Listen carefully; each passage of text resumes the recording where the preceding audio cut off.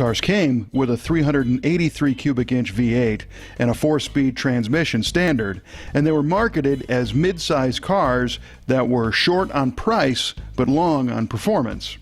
However, in mid-1969, Plymouth offered a much hotter version of the Road Runner, featuring a hopped-up 440 cube V8 and half a speed shop full of go-fast parts installed from the factory, and called it the A12 package. The result is the car you see here, one of the 1,432 A12s built in 1969. Now this is what a muscle car is all about. You start with a mid-size family sedan, gut all the fancy stuff, drop in a high-strung 440 cubic inch V8, top it with 3 2-barrel carburetors, hook it to a 4-speed manual transmission, give it some short gears so it gets out of the hole real good, and then paint it a bright color and hang on.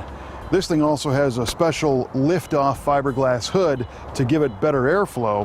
The only downside about that hood is it never had hood hinges, so you actually need to have a friend come along if you want to check the oil.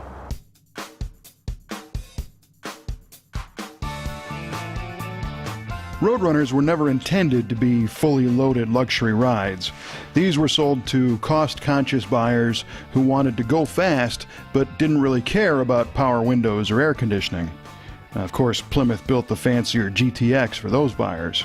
The Road Runner A12 was factory upfitted with the kinds of parts that a weekend drag racer would buy.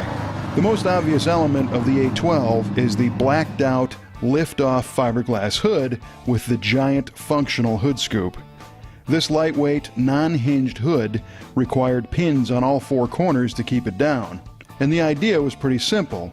Hood hinges added weight, fiberglass was light, a big scoop fed the hungry 440 fresh air, and it all added up to a faster car. The 440 was warmed over as well.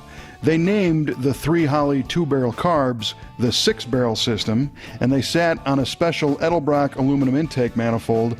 The heads featured big valves with polished stems, pushed through high-rate springs by a high-lift camshaft, and they combined with the pistons to produce a 10.5-to-1 compression ratio. The stout bottom end and big displacement churned out 390 horsepower and 490 pound-feet of torque, which were easily in the mighty 426 Hemi's neighborhood.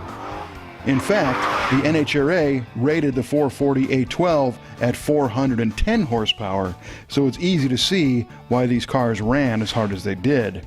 Behind the 440 is an A833 4-speed manual transmission in our car, but you could get an automatic, and the rear axle is a Dana 60 unit loaded with 4 10-to-1 rear gears straight from the factory. The rubber meets the road through basic black 15-inch steel heavy-duty wheels, and the A12s rolled on factory-installed redline tires, or red streak wide boots as they were called in the ads back in '69. No fancy hubcaps or shiny wheels for this monster.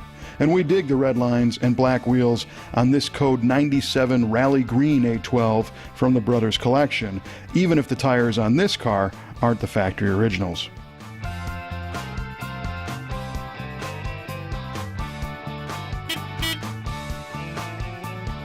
Inside, the A12 is about as basic as it gets.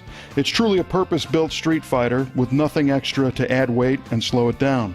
It's got a bench seat, a floor shifter, the tachometer, and an AM/FM radio. The result was the ability to click off mid-13-second quarter-mile times in a car that won the Motor Trend Car of the Year award.